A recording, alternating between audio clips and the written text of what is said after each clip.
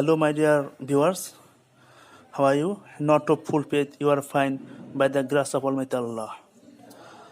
So, আজকের আলোচনার বিষয় হলো আইরিশ পোয়েট w.b.yeats-এর একটি অন্যতম কবিতা অ্যামাং স্কুল চিলড্রেন। তো আইরিশ পোয়েট w.b.yeats 1923 সালে নোবেল পান।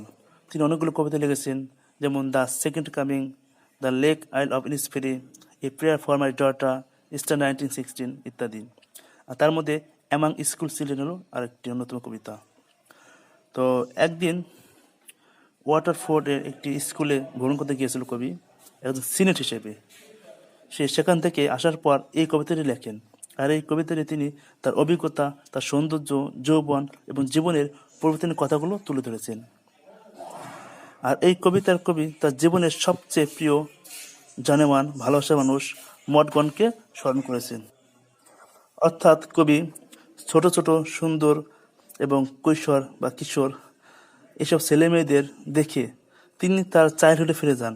তিনি মঠগণকে স্মরণ করেন। আমরা দেখি তিনি ঘুরে ফিরে যে কবিতা লেখুক না কেন তার মধ্যে মঠগণকেই তিনি স্মরণ করেন। অর্থাৎ তাদের ভালোবাসা ছিল পিওর এবং তার ভালোবাসা অতুলনীয়, যার কারণে তিনি তার এই ভালোবাসা মানুষ মঠগণকে বারবার স্মরণ করত।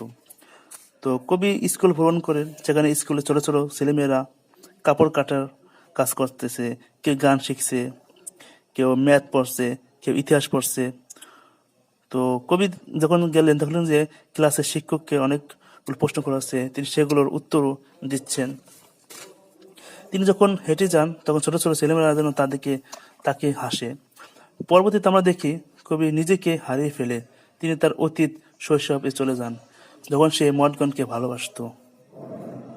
আর এই মঠগণকে পাওয়ার জন্য তিনি অনেক কষ্ট করেছেন, কিন্তু তার এই যে ভালোবাসার মানুষের তিনি দেখা পান, মানে তার এই সার্থক প্রেমের কখনো সার্থক ঘটে নাই। তিনি বলতে চাইছেন যে বিবাহ মানে সার্থক না, অর্থাৎ যে ভালোবাসার এই যে ঘর বাঁধাতে হবে বিষয়টা সেরকম না। তো মঠগণ অন্য একটা পুরুষকে বিয়ে করে, আর w.b.yeats-ও অন্য একটা নারীকে নিয়ে সংসার করেন। তো তাদের যে ভালোবাসার সার্থক এটাই যে তারা কখনো মিলন চায় নাই।